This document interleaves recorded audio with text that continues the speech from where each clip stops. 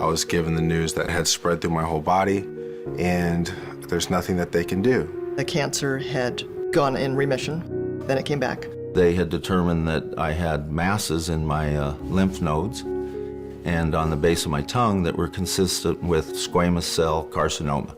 I went to a clinic and they said, "This looks pretty suspicious," and I blew it off. I thought, you're wrong, you have no idea. It wasn't until I had a lymph node on my clavicle, swelled to the size of a baseball, that we realized something was wrong. Went to a second opinion, and again, the same information. This was for real.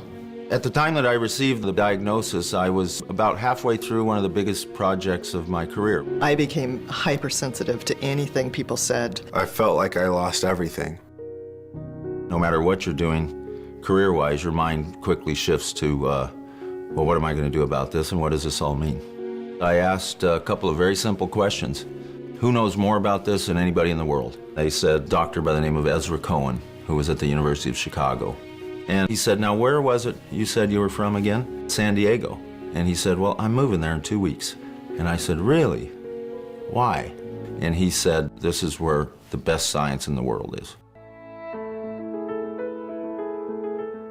There'd been a therapy that had been kind of off and on for years called immunotherapy. And the concept was to unleash the immune system and let your own immune system do some of this work.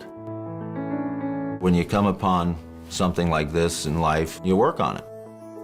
And so it became a partnership to try to accelerate this and to bring focus to it and to get Dr. Cohen the tools he needed to do these studies. When I found out about Moores Cancer Center, it was a blessing because I knew that if there was a place that's going to save my life, this would be it. I'm not thrilled that I'm going through IV chemo again, but I'm lucky. I have that opportunity. If I had had this diagnosis a year prior or a year prior to that, most of the options wouldn't have been there, wouldn't have been available. When you look at it, you're like, this place exudes competence and confidence. Not just the scientists and the doctors, but the nurses and the university system and the people there. It's incredible. Not only in what they know, but personality-wise, it was a fabulous match for me. The Cancer Center is something that will increasingly be a major asset to this community.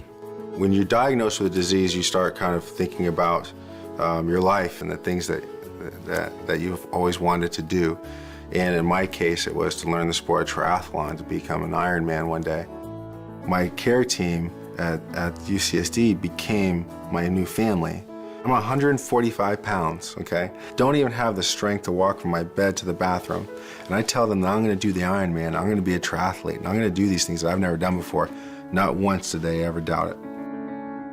I found out that I was going to die from my cancer on October 9th of 2009. I was at the Ironman World Championship starting line on October 9th, 2010. It's about never quitting and never giving up. I'm just about to start a PARP inhibitor study, a trial study. I'll be one of 5 patients in San Diego to do this study and one of 270 worldwide.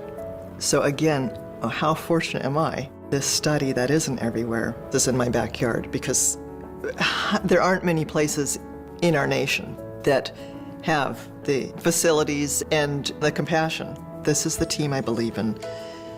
I trust them with my life. One thing that anyone that goes there thinks is, how did this happen? How did we get this center here? If it hadn't have been for people like the Moores family and others, that it wouldn't be there.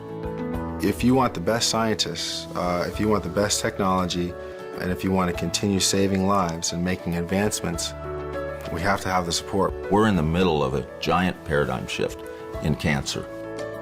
We're finally, after decades, moving to a new era, and we're moving the needle in a big way. I live my life from gratitude.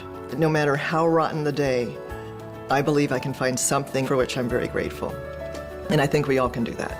We're all here at an inflection point in this disease, and we can make a difference in whether it helps people 20 years from now, or 10 years from now, or 5 years from now, or how soon. It will help people. This will be a major impact on this disease.